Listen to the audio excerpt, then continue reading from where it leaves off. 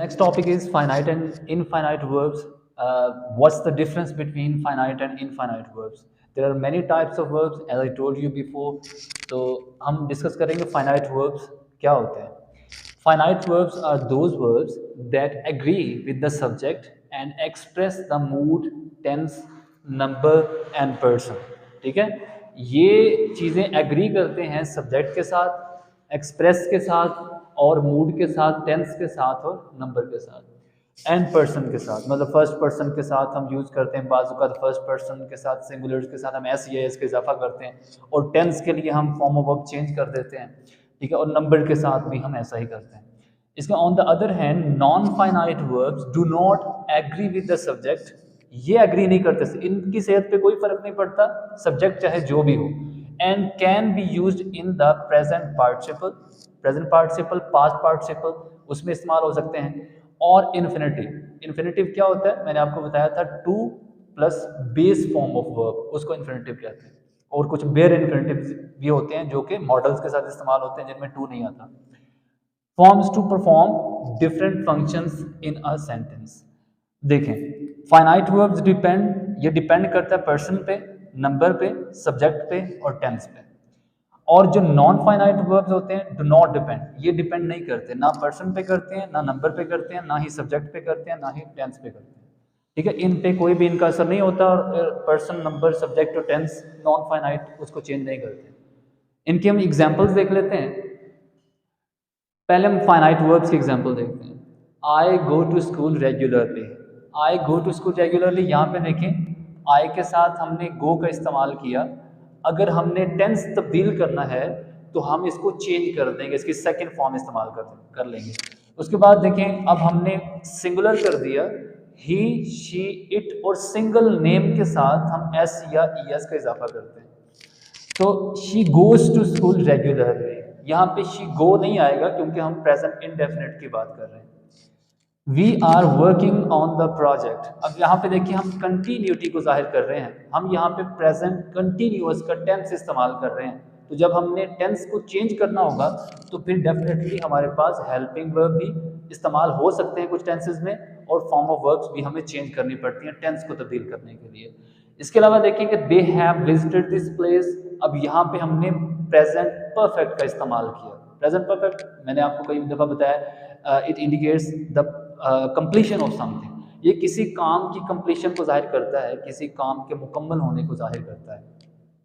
They have visited this place, they have मतलब उन्होंने visit किया हुआ है इस जगह को. यहाँ हमने टेंस तब्दील किया तो हमें फॉर्म जो है वो भी हमें फॉर्म तब्दील करनी पड़ी, हमने थर्ड फॉर्म का इस्तेमाल किया. हैज़, हैव और हैड, इनके साथ हम थर्ड फॉर्म इस्तेमाल करते हैं. और इसके अलावा देखें नॉन फाइनाइट वर्ब्स की एग्जांपल आप देख लें, जैसे जॉन लव्स टू प्ले, ये इन्फिनेटिव है. इन्फिनेटिव्स जो होते हैं वो नॉन फाइनाइट वर्ब्स में आते हैं. ठीक है, इन्फिनेटिव्स जितने भी हैं, टू प्ले है, टू टॉक है, टू वॉच है, टू वॉक है, वगैरह वगैरह, वो सारे के सारे ये हम इस्तेमाल करें, इनको हम इन्फिनेटिव्स कहते हैं. और देख लें टेंस चाहे जो भी है, ठीक है, टेंस जो भी हो, सब्जेक्ट के साथ एग्री नहीं करते इन्फिनेटिव्स. इनकी ये ऐसे के ऐसे ही रहेंगे. टू प्लेड नहीं हो सकता, ठीक है, टू हैव प्लेड नहीं हो सकता, ये गलत हो जाते हैं. टू अर्न इज ह्यूमन, ये भी इन्फिनेटिव. उसके बाद स्विमिंग, जेरेंट्स के लिए भी हम इसका इस्तेमाल, मतलब जेरेंट्स भी नॉन फाइनाइट वर्ब्स में इस्तेमाल होते हैं. अच्छा, अब देखिए swimming is good for health. ठीक है, यहाँ पे स्विमिंग जेरेंट के तौर पर, यानी जेरेंट मैंने बताया कि जेरेंट नाउन के तौर पर इस्तेमाल होता है. जो जेरेंट होता है ये नाउन का फंक्शन जो है वो नाउन का फंक्शन दे रहा होता है हमारे पास. जैसे देखें यहाँ पे स्विमिंग का मतलब यहाँ पे एक्शन नहीं हो रहा, we are just talking about swimming. ठीक है, यहाँ पे कोई एक्शन नहीं हो रहा. ठीक है, स्विमिंग, हम तैराकी की बात कर रहे हैं कि तैराकी सेहत के लिए अच्छी है. तो जब ये आईएनजी वाली फॉर्म जो होती है, यानी प्रेजेंट पार्टिसिपल, जब हमारे पास नाउन का काम दे रहा होता है उसको हम जेरेंट कहते हैं. आई सॉ अ स्टूडेंट, यहाँ पे देख लें the teacher was telling an exciting story. अच्छा, अब देखिए यहाँ पे देखें, ये हमसे एक गलती हुई है, ये एग्जाम्पल इसमें नहीं आएगी. The teacher was telling an exciting story, यहाँ पे the teacher was telling an exciting story. यहाँ पे पार्टिसिपल की मैंने आपको बताया कि प्रेजेंट पार्टिसिपल, पास्ट पार्टिसिपल, जब ये थर्ड फॉर्म जो होती है वर्ब की उसको हम पास्ट पार्टिसिपल कहते हैं। और प्रेजेंट पार्टिसिपल की शक्ल भी जेरंड के जैसी ही होती है।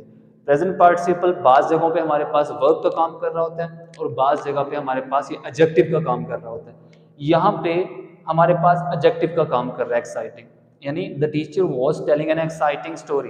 An exciting story, story noun है, उसको मॉडिफाई कर रहा है ये एक्साइटिंग।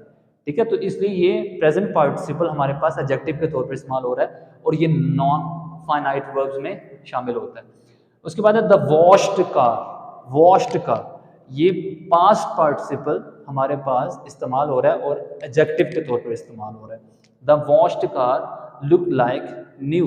अब यहाँ पे देखें इससे कोई तब्दीली नहीं हो रही और ये भी नॉन फाइनाइट वर्ब्स में आता है। ठीक है, तो जो अपनी शक्ल तब्दील कर लेते हैं सब्जेक्ट की वजह से, नंबर्स की वजह से या टेंस को तब्दील करने के लिए, उनको हम फाइनाइट कहते हैं। और जो अपनी शक्ल तब्दील नहीं करते ना टेंस की वजह से ना किसी और वजह से, उसको हम जो है वो नॉन नॉन फाइनाइट वर्ब्स कहते हैं।